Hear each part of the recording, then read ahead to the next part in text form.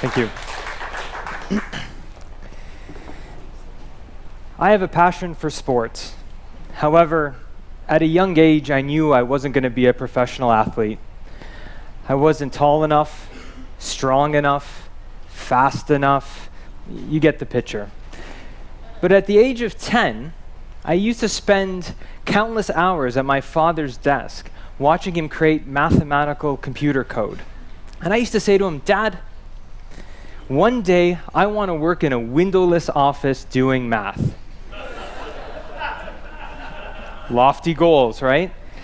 The reality is, my career is very similar to that. Just replace the elusive windowless office with an NBA arena. And let's have mathematics on basketball data.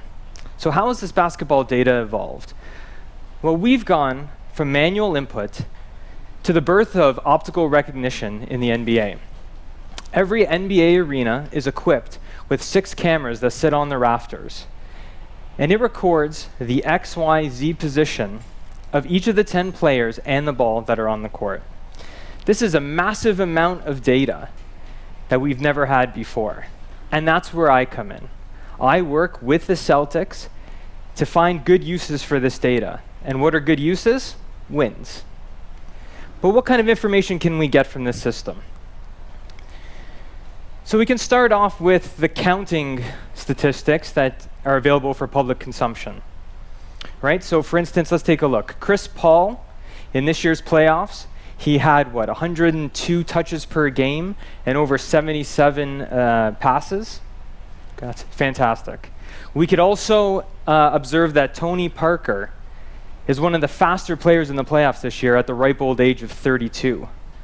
We can also figure out who the fulcrum of most offenses are by looking at the number of passes that they have in a game. It's pretty interesting, right? But who cares? That's not going to lead to any wins, right? So let's take a look at a better case study, right? And I can't give you any Boston Celtics information, right? Especially here in New York. So I'm going to take a look at another team, the Houston Rockets.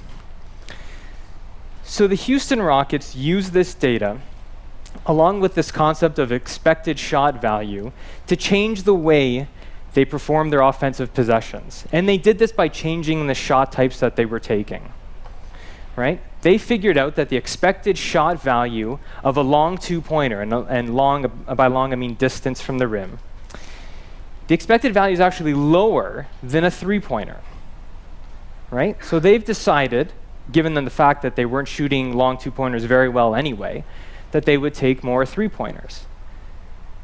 So now they've changed their offense so that 89% of their shots come either at the rim or beyond the three-point line. And they've even gone so far as bringing this information to their development league team, right? Their team shot charts look a lot like their best pupil, Troy Daniels. So this information has changed their team and has moved the Houston Rockets from an 8th seed to a 4th seed in the very competitive Western Conference. Right? So this is just a very small glimpse of how we can start using analytics and this data in sports. Kirk Goldsberry uses the term databall, and I think that's where we're headed in the next few years. We're going to have the opportunity with all this data to associate a value with every possession at every point in time in a game. He wrote a very interesting article on Grantland, and I'm going to paraphrase one of his ideas or one of his quotes. You could actually, with this data, stop any game at a random moment in time. And we should be able to scientifically calculate what the expected point value of that possession is going to be. So you know what? The analytics revolution is here. And for this 10-year-old boy trapped in an older man's body, I couldn't be happier. Thank you.